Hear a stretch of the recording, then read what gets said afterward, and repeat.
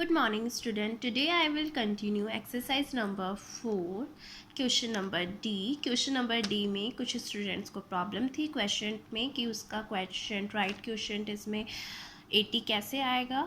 तो इसलिए मैं एक बार आपको ये समझा देती हूँ. Question number D, dividend is 564 and divisor is 7.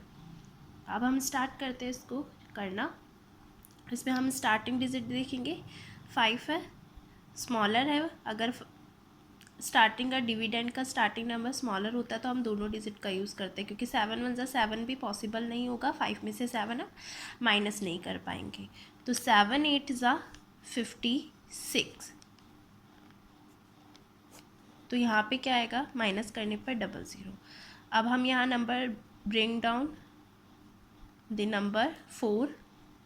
अब हम यहाँ पे क्या करते हैं, माइनस करते हैं एंड देन अगर हम डिजिट लिखते हैं और डिजिट लिखने के बाद भी हमारा पॉसिबल ही नहीं होता है कि हम, क्योंकि यहाँ पे नंबर क्या है, अगर पूरा डिवाइड हो जाता है स्टार्टिंग में, यानी अगर यहाँ पे 1 डिजिट नंबर भी होता और अगर वो 1 डिजिट नंबर भी अगर पूरा डिवाइड हो जाता और डिवाइड करने के बाद अगर हम कोई डिजिट, अगर नियरेस्ट उसकी कोई डिजिट होती है और अगर हम वो सब्ट्रैक्ट करने के बाद अगर हम वो डिजिट नीचे लिखते हैं और देन उसके बाद भी पॉसिबल नहीं होता कि हम क्या करें, यहाँ पे तो पूरा डिवाइड हो मतलब यहाँ पे पूरा सब्ट्रैक्ट हो जाता है, 0 आंसर आता है. मतलब यहाँ पे पूरे टाइम वो उस नंबर में, मतलब उसकी टेबल में वो नंबर आता है और हमारा यहाँ पे रिमाइंडर में जो आंसर अगर पूरा क्या आता है, यहाँ पे 0 आता है, चाहे वो 1 डिजिट नंबर ही हो. मैं आपको एग्जाम्पल और लिख के बताऊँगी. यहाँ पे पूरा क्या है, सब्ट्रैक्शन में आंसर 0 आता है और नंबर, अदर नंबर जो नियरेस्ट नंबर होता है वो नोट डाउन करने के बाद भी अगर पॉसिबल नहीं होता. अब हम 7 1 7 कर नहीं सकते, तब भी नंबर कैसे, यहाँ पर तो 4 है तो 1 टाइम्स 4 में से 7 कैसे माइनस करेंगे, और ये पॉसिबल नहीं होता. यहाँ पे तो पूरा क्या होता है, उतने टाइम ही वो जिसकी टेबल हम काउंट कर रहे हैं वो पूरा नंबर उससे पूरा डिवाइड हो जाता है और हमारा आंसर सब्ट्रैक्ट करने पर 0 आता है. और नंबर ब्रिंग डाउन करने पर भी जो नंबर होता है वो नंबर ब्रिंग डाउन करने पर भी पॉसिबल नहीं होता कि हम उसको 1 टाइम भी यूज़ कर सके. तो इस कंडीशन में हम क्या करते हैं, यहाँ पे 0 लगाते हैं. ठीक है, और ये हमारा क्वेश्चन होता है. मैं आपको बताती हूँ नेक्स्ट कोई भी एक और एग्जाम्पल लेके. फॉर द एग्ज़ाम्पल यहाँ है, यहाँ पे है ये, और इसको हमें डिवाइड करना है 9 से. अब हम यहाँ काउंट करते हैं, ये तो 7 छोटा हो गया तो हमें दोनों नंबर का यूज़ करना पड़ेगा. 9 8 72, पूरा डिवाइड हो रहा है ये, मतलब 9 की टेबल में आ रहा है 72 और माइनस करने पर 0 आ रहा है. अब हम यहाँ पे डिजिट लिखते हैं 5. अब डिजिट लिखने के बाद भी हम 9 1 9 भी यहाँ पे नहीं लिख सकते, क्योंकि ना तो यहाँ पे कोई पास में डिजिट और नियरेस्ट नंबर लिखने के लिए यहाँ पे कुछ है. अगर कोई नंबर होता तो फिर ठीक है, फिर यहाँ पे कोई नंबर होता तो यहाँ 0 आ जाता, क्योंकि 2 डिजिट एक साथ लिखते. लेकिन अगर यहाँ पे कोई डिजिट भी नहीं है, इसके अलावा हम आगे डिवाइड भी नहीं कर सकते और कुछ है नहीं, तो हमें यहाँ पे क्या करना होगा, यहाँ पे 0 का यूज़ करना होगा. ऐसे 1 डिजिट नंबर में भी होता है. फॉर द एग्ज़ाम्पल 61 है, इसको डिवाइड करना है 6 से.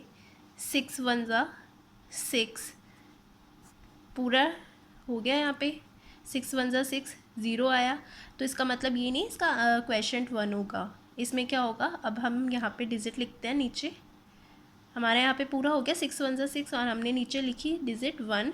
अब 1 लिखने के बाद भी हम जब अगर देखते हैं कि हम अभी भी पॉसिबल नहीं है, क्योंकि 6 1 6 अगर हम करेंगे तो 1 में से 6 कैसे माइनस करेंगे.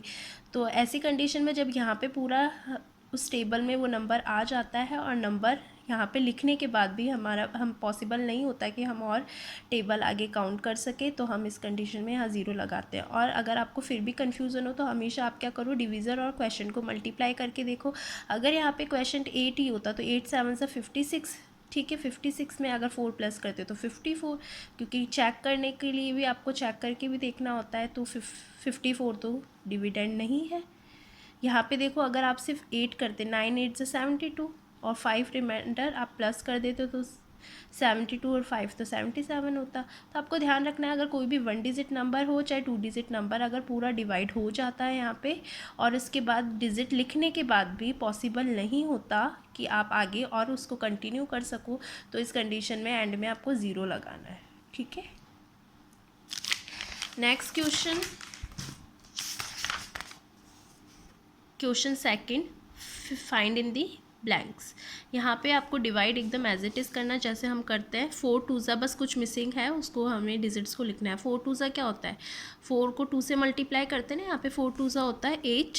यहाँ आप लिखोगे 8 और माइनस करने पर 0 आ रहा है, ऑलरेडी लिखा हुआ है। यहाँ पे ब्रिंग किया है नंबर 0 और यहाँ पे 5। अब देखो यहाँ पे ये डिजिट लिखी 0, क्योंकि यहाँ पे 8 में से 8 माइनस करने पर 0 आ रहा है, तो नीचे नंबर लिखना पड़ रहा है 0। 0 लिखने पर भी हमारा डिवाइड पॉसिबल नहीं होगा, आगे कंटिन्यू करना, तो हमने 5 भी लिखेंगे। 2 डिजिट एक साथ लिखते हैं तो यहाँ पे हम क्या लगाते हैं 0, एंड देन उसके बाद 4 1 ज़ा 4।